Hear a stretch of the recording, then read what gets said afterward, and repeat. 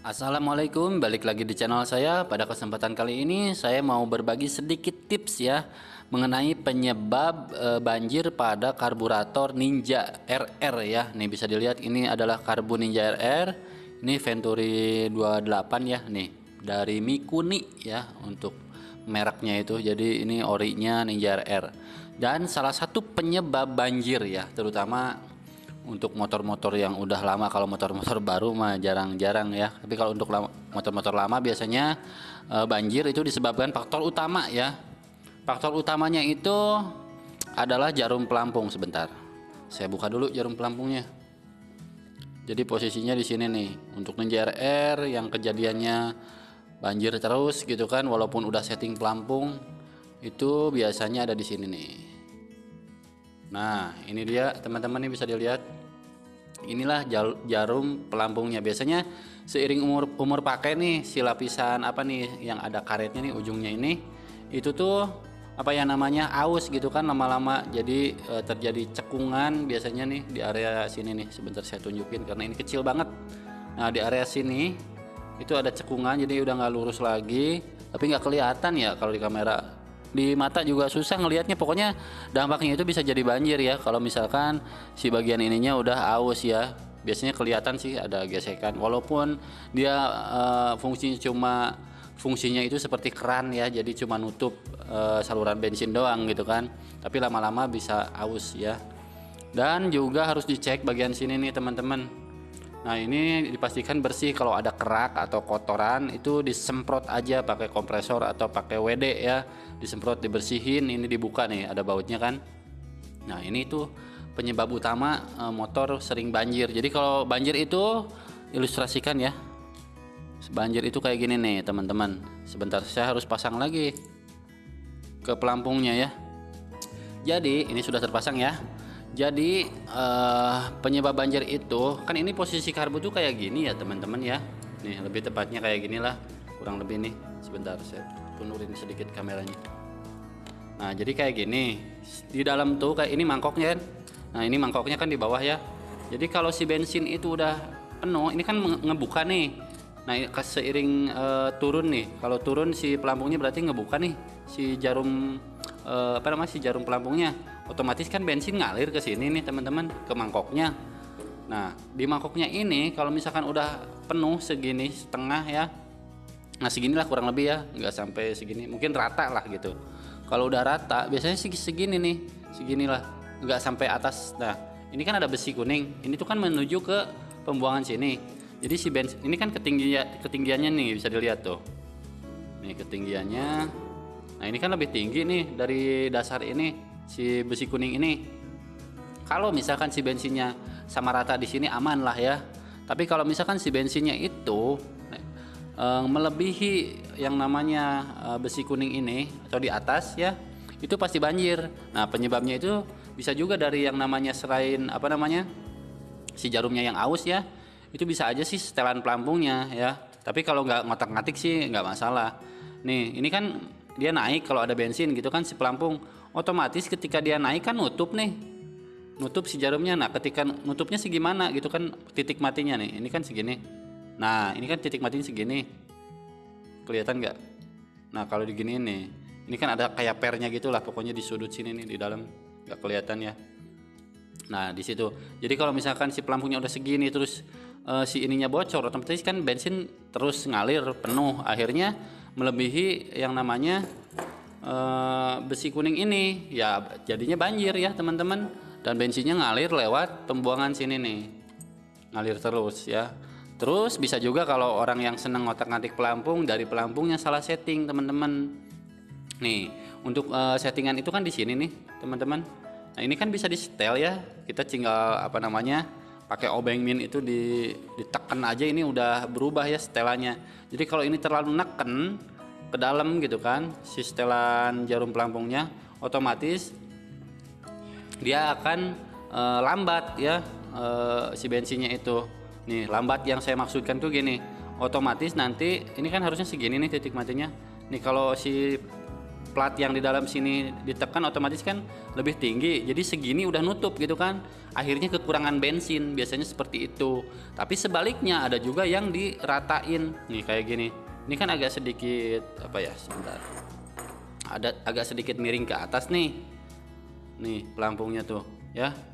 Ini setelan standarnya sih sebetulnya segini nih, nah segini cukup lah, datar lebih dikit gitu kan, ini agak lebih lagi malah, tapi nggak apa-apa, ini normal. Yang salah itu kalian setting ininya rata nih si bagian plat ini. Nah di sini ada plat, ini kan ada cekungan di sini. Kalau misalkan rata itu si posisi pelampungnya jadi begini, jadi rata banget nih, rata banget kayak gini, bahkan turun, pokoknya pas aja rata beginilah ya.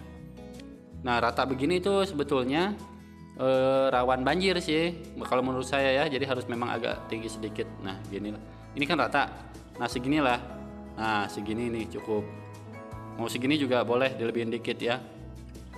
Nah, ini juga jadi salah satu faktor yang menyebabkan si karbu itu banjir ya. Jadi diusahakan kalau ngotak-ngatik pelampung itu jangan keterlaluan ya nekennya nih teman-teman. Sebentar saya buka. Nah plat yang ini nih yang saya maksud. Nah plat ini kan bisa kalau kita tekan ke dalam gitu kan, ini bisa lebih turun lagi. Ini kan ada celah nih. Nah ini ada celah. Jadi celahnya harus disesuaikan ya teman-teman. Tapi nggak mungkin nggak ada celah. Kalau nggak ada celah mah nggak bisa masuk ini apa namanya, si jarumnya nggak bisa nyelip sini. Nah kayak gini kan si jarumnya. Tapi ini kan masih longgar nih si celahnya tuh. Bisa kelihatan kan? Masih bisa disetting. Jadi untuk settingan standar ya seginilah cukup ya teman-teman. Ini jangan jangan mepet banget gitu kan si celahnya itu. Sampai si pelampungnya pun, sampai si besi ini nih yang kecil nah ini yang nyangkut ininya sampai susah masuk. Nah itu mah biasanya rawan banjir ya. Apalagi kalau jarum pelampungnya udah aus gitu kan. Tapi yang namanya jarum pelampung itu kan seiring pakai, apalagi motor-motor yang udah 5 tahun ke atas pasti aus lah. Untuk jarum plastik untuk jarum pelampungnya nggak mungkin gak aus, jadi motornya sering banjir. Kalau udah banjir kayak gitu ya nanti berbet gitu kan bawahnya. Kalau nggak berbet ya bensin habis lah nanti keluar dari saluran pembuangan sini nih teman-teman. Ini bensinnya jadi habis nanti. Oke, jadi ini nih ada tandanya nih, yang sering tergenang bensin ya segini. Kalau melebihi bensinnya ke sini ya akhirnya jadi banjir. Dan pelampung itu standarnya segitu. Kalau kelebihan kalau kekurangan ya setelannya itu, jadi si mangkoknya belum penuh, itu si bensin udah habis, jadi kekurangan bensin malah kalau terlalu pelampungnya itu terlalu tinggi lah gitu. Nah kalau terlalu begini nih, nah si pelampungnya itu kalau terlalu begini itu nanti si jarum pelampung cepet nutup ya, jadi si bensinnya ngalirnya kurang gitu kan. Jadi harus pas gitu untuk jarum pelampung itu ya, untuk setelan pelampung itu ya. Jadi cuma 2 itu sih ya untuk penyebab banjir itu. Kalau nggak setelan pelampung itu jarum pelampungnya ya. Nih jarum pelampungnya harus dicek benar gitu kan. Tapi terlihatnya masih bagus gitu kan dipakai ya, memang kelihatannya masih bagus. Cuma kita kan nggak tahu apakah ini udah klop apa enggak. Cara ngeceknya itu kalau saya pribadi ya teman-teman. Nih cara ngecek ini masih bagus atau enggak si jarumnya, kita masukin sini si jarumnya nih kayak gini ya. Mau dipasang pelampungnya boleh, mau enggak pun enggak apa-apa. Nah kayak gini, terus di sini dikasih selang nih, dari sini ini kan saluran bensin.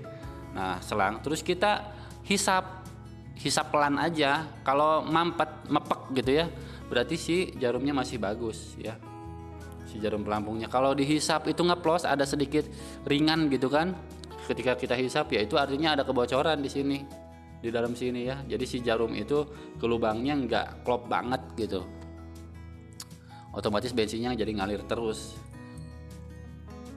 Apalagi kalau misalkan si kerannya lupa di offin gitu kan, ya udah jadi bocor ya, si bensinnya ya menetes-netes gitu kan, bahkan bisa nyembur kencang gitu kan kalau udah dol banget. Kejadian nyangkut jarum pelampung mungkin nggak sih gitu? Kalau menurut saya sih bisa aja kejadian nyangkut nih. Maksud nyangkut tuh kayak gini nih teman-teman. Nggak tahu nyangkutnya mungkin penyebabnya karena getaran mesin, nggak tahu apa gitu kan, tapi sempet ya kejadian, atau lepas ya, bisa aja sih. Tapi jarang banget terjadi ya teman-teman untuk pelampung nyangkut. Mana ininya? pasang lagi. Oke. Nah kayak gini ya. Nah ini kan posisinya kayak gini teman-teman. Bisa aja kalau kalian ininya udah aus si plat ini nih yang di dalam sini nih teman-teman. Nah plat ini tuh udah aus atau bengkok, itu bisa aja nyangkut si jarum ininya nih, si gantungan jarum pelampungnya nih. Ini bisa aja nyangkut jadi keluar jalur gitu. Ini bisa aja, tapi jarang banget terjadi karena kalau belum diotak-atik banget gitu ya, aman lah teman-teman ya. Nah ini juga nih ujungnya kan ada penahannya nih. Nah ini tuh berfungsi ya teman-teman, jadi ketika ngangkat dia kan mentok tuh. Ini nih teman-teman. Nah ini kalau dia lagi begini, lagi turun kan ini mentok. Kalau ini nggak ada dia bisa turun banget gitu kan. Atau bisa turun banget. Nah kalau udah turun banget kan otomatis dia keluar dari jalurnya nih si ini nih gantungan. Nah si plat ini tuh bisa turun, akhirnya nyangkut di masuk sini nih, maksud nyangkut tuh masuk ke celah ini. Nah dia seret di sini gitu kan. Ya itu bisa aja sih nyangkut, tapi jarang banget terjadi ya teman-teman. Yang penting jangan ngotak-ngatik ini aja sama ini, jangan terlampau turun banget gitu kan, biar irit gitu kan, yang ada kehabisan bensin, kekurangan bensin. Terus jangan juga ini terlalu datar, nanti boros ya. Jadi dipastikan setelan pelampungnya seginilah cukup ya teman-teman, dan harus dicek si jarum pelampungnya. Terus jarum pelampungnya kalau mau ganti harus pakai yang original, nggak boleh abal-abal, karena yang abal-abal itu atau yang KW-KW-an itu nggak presisi, jadi nggak ngaklop banget gitu kan, jadi akhirnya banjir terus gitu kan.